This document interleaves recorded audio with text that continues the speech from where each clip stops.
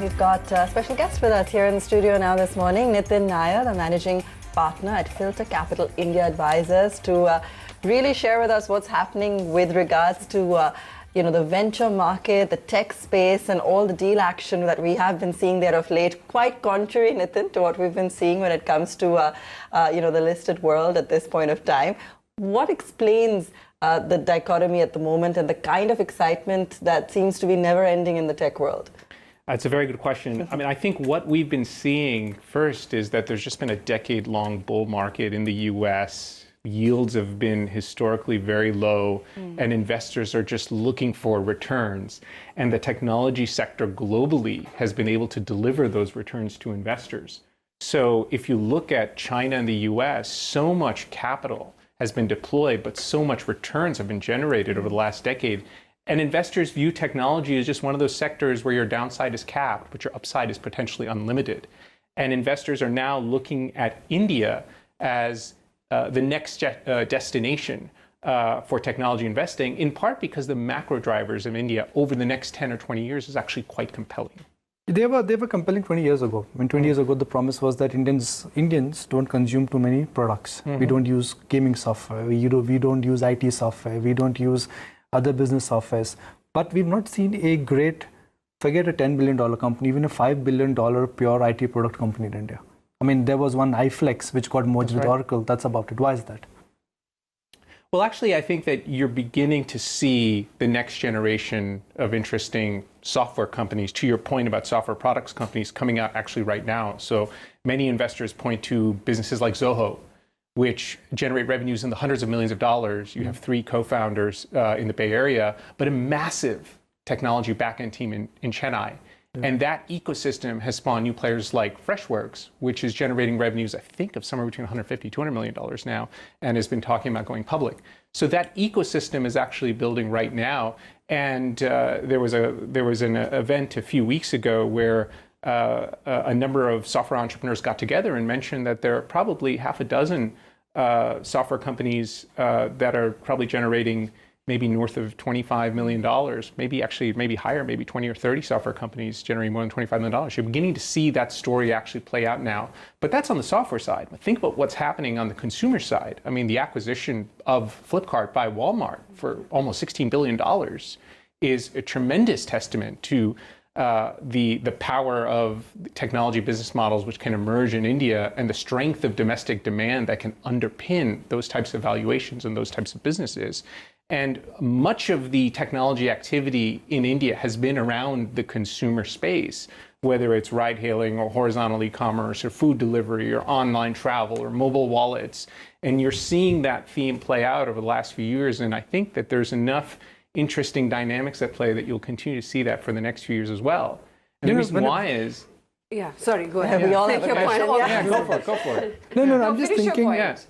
I mean, if you look at a market like India, we're just so underpenetrated from an infrastructure perspective across every category. You look at credit penetration, so low. Electronic payments penetration, very low. So you're seeing a number of organized players take advantage of that, but also you're seeing a number of technology players take advantage of that as well. Right.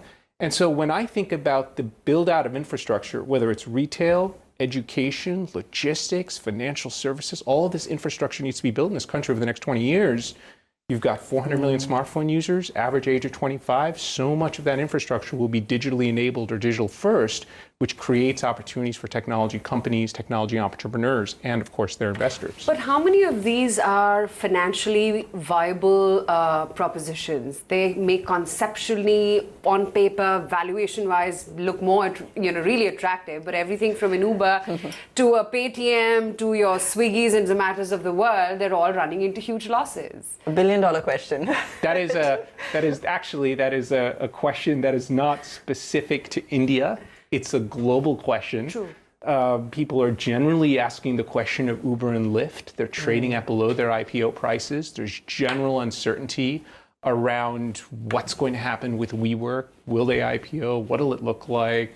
What discount will it be to the last private round? And there's a question being asked that are these business models as special as Google, Amazon, Facebook, Alibaba, Tencent were during the last set of technology companies to create a lot of wealth. So yes, there are absolutely some open questions here. But I would say that as a consumer utilizing these services, we all benefit from the discounts and the convenience associated with these businesses. So it's interesting. I think what you're saying is that no one's going to get off this ride until there is some major event, unexpected, unable to predict what kind of event would probably stop this, this train from kind of continuing to move on. But currently, in this context, how does India also fit in the global game? Given that we've had some of the mega funds looking at India, investing big bucks in India, does it still remain on the top priority list given the current global setup?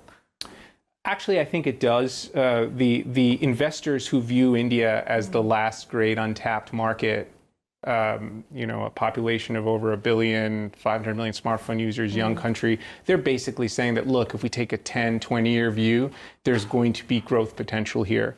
And they look at the Flipkart, Walmart exit and say, wow, we can actually exit in large amounts and pull that capital out of India. And if there are more such examples, there are more such returns in the future. And there are 16 unicorns in India out of a total, I think, of 360 global unicorns. So there are a number of business models that investors are excited about. I think the questions you ask are absolutely the right ones, and there are two big ones. The first is, to the extent that these businesses are unprofitable, how long does this funding cycle last?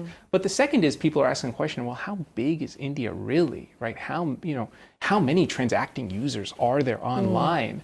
The bear argument is, well, India is a little bit of UK plus Indonesia plus sub-Saharan Africa, and can you actually support billion-dollar outcomes when ultimately the constraint is not infrastructure? Thanks to Reliance Jio, we have infrastructure. The constraint actually is per capita income. And so those are general questions. But look, those who get it right can stand to make substantial returns on their investments. But these are obviously not very easy questions to answer. Let's look at the famous consumer tech companies in India. One of the most famous one is Zomato. That's right. Swiggy. Yeah. Book My Show. That's right. These are pure India dedicated homegrown businesses, whereas Facebook, Dropbox, they're global companies That's which right. have done extraordinarily well in India. Yeah. How do you see the consumer tech business moving? Yeah. Because of Reliance Jio, because of cheap broadband, because of affordability and connectivity. What is that big thing which you can see and smell or you can anticipate? I think that what we can expect is engagement. Okay. And, I think we see it now in that we are already the cheapest in terms of data rates globally.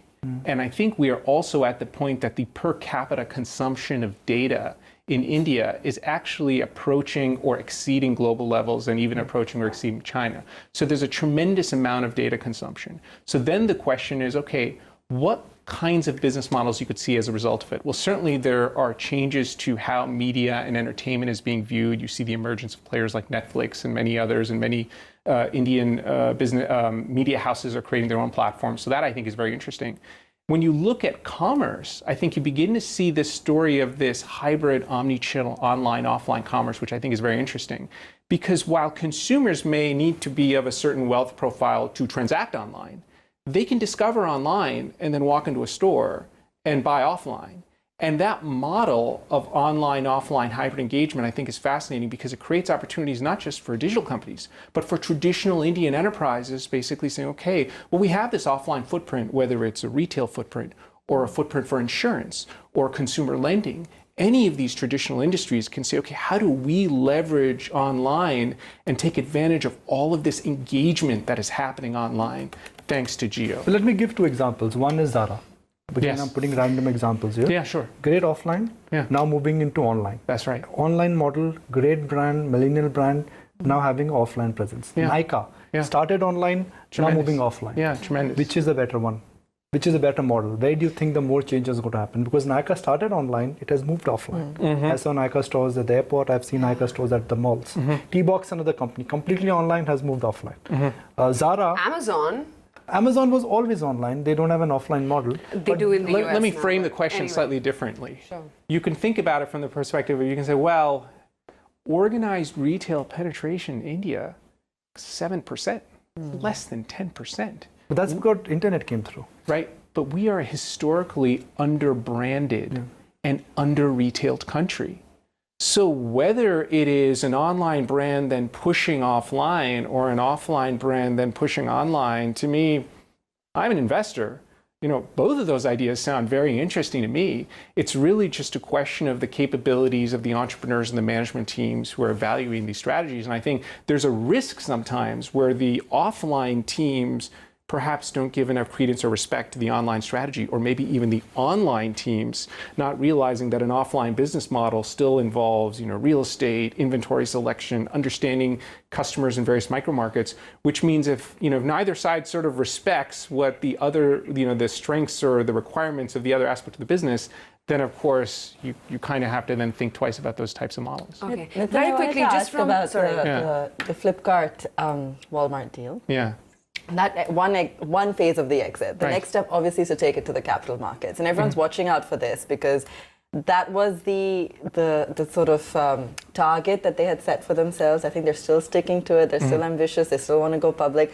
But given the current scenario, both, of course, in terms of what we're seeing, in the public markets currently, and it's there is a bit of a slowdown, but even in a couple of years, they're also struggling. They're struggling with discounts. They're struggling with, kind of getting the numbers in, the revenues. Do you see them going public successfully?